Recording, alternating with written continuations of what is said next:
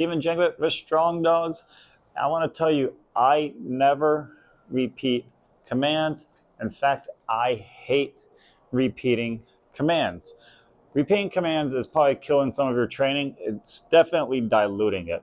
Okay, so what happens is definitely see it when you see like with puppies or inexperienced handlers or rambunctious dogs, you see the person say, you know, come, come, come, come, or stop it, stop it, stop it, stop it, or no, no, no, or heel, heel, heel, whatever it is.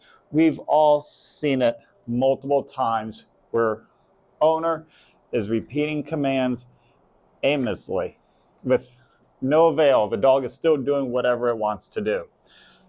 This is the problem when it comes to training. That standard that you're now setting, that precedence, is telling the dog, one, what you say does not matter. And that's a bad position to be in. Number two, you're diluting everything you're saying. So the dog, if it does learn off of that, is now understanding it's going to take 3 or 4 or 5 or 6 times before the dog listens, and then that's when the dog is actually getting trained on rep 6 rather than the first time.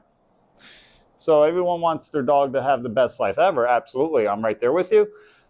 But saying all that stuff is setting the standard, and if that standard is so low, your dog is going to be a nightmare for you, but the dog's never going to have that freedom for you, because that clarity that you're trying to set, that's what dogs communicate in. They communicate in clarity. So the clearer you are, less confusion there is, less headaches for you. So for instance, it'd be like, I mean, she has her e-collar on, Aria's got her e-collar on, but I don't have the e-collar remote. So she's sniffing around because it is cold, you see her.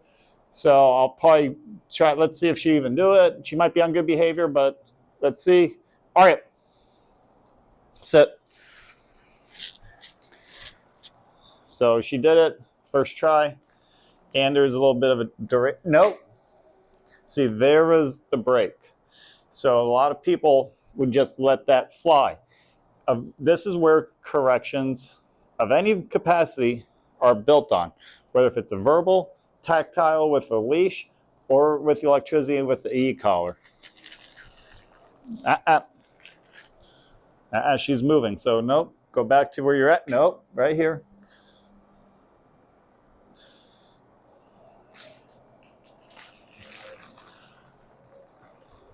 She's edgy. Back. Right here. Nope. Sit. See how she's all edgy?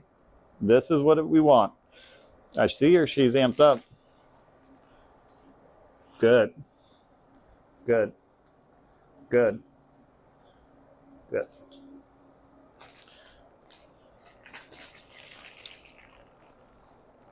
Little duration. Good. So even with your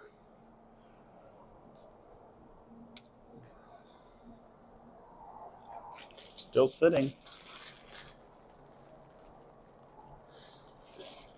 Yes, come here. There you go.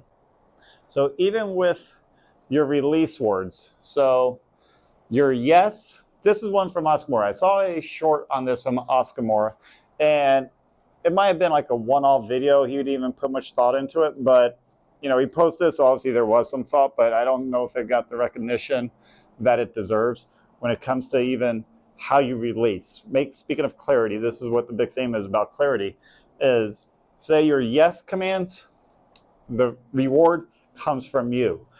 Good, that bridge word that a lot of trainers use, we all use, I use it too, is when you're going to them to pay them. They call it the room service because you're delivering it to them. And then finally, if you want to release them on, say, a secondary target or even on a bite or a tug or just something even at a distance, you can be go get it. So even your release words need to have a specific clarity to it so your dog can understand. If you like all these kind of structured lessons, head over to strongdogsusa.com where videos are updated weekly. So this way you can get full programs or individual programs. So you have full access to the library. And don't forget, they do support charities, local charities for dogs, and law enforcement, military as well, with all the percentage of the proceeds. Oh, good. Right. Yes. That's the clarity we want. So again, we're not, rather than just saying it over and over and diluting it, start from scratch. So if you're in the house, something happens, you just start over, put them back in a crate, so this way you don't lose your frustration and ruin the relationship. Platz. That's Platz. If you're doing German, means down. Leave it. No, leave it. So for building duration, and that's where, it's kind of a boring exercise, but we're just building duration. So if she breaks, that's where that verbal comes in. So rather than saying the command over and over and over again, either one, you have to lure it into the position so they know it until they know it enough to where they can now put a command to it. And then after that, then you can start putting that negative reinforcer, which would be like your nose and things like that. But seeing how she's just doing this and we're just building duration, I'm going to say, good. Now I'm going to shove it in her mouth. If this pro tip, if anyone ever tries to build duration on a Platz without them breaking, shove it into their mouth to where they're basically backing up. That would be your goal. Good.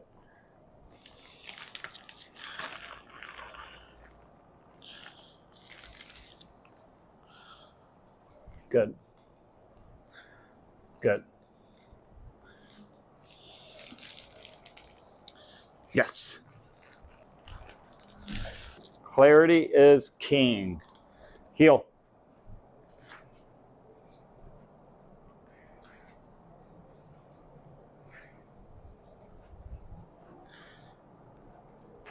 Yes.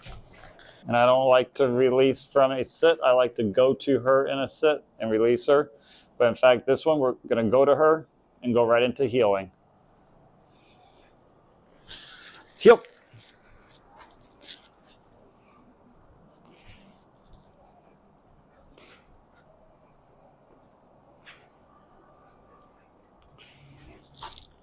Yes. So minimize repetition of your commands. Again, if it's in a training session, start the exercise over. Do a few spins, walk away, put her back in the crate, anything. So one, as I mentioned earlier, gives a clean picture to your dog of what they want, of what you want.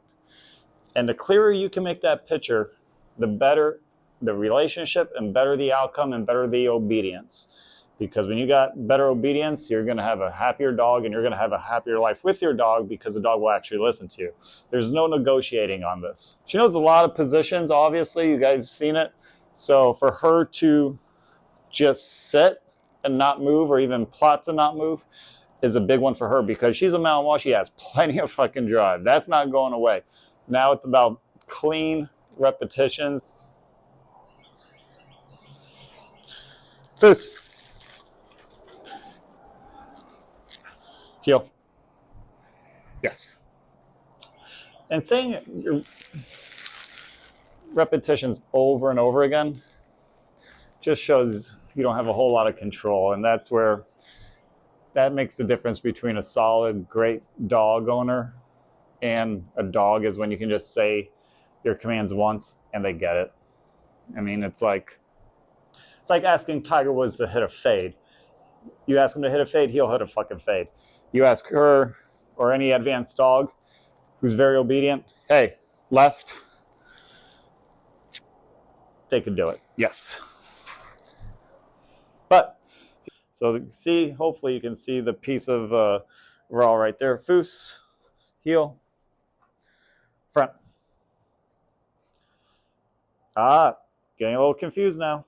So break away, start again, take a beat.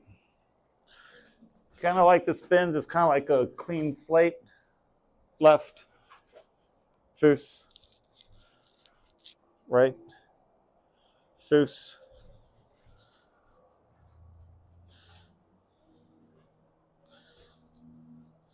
Front.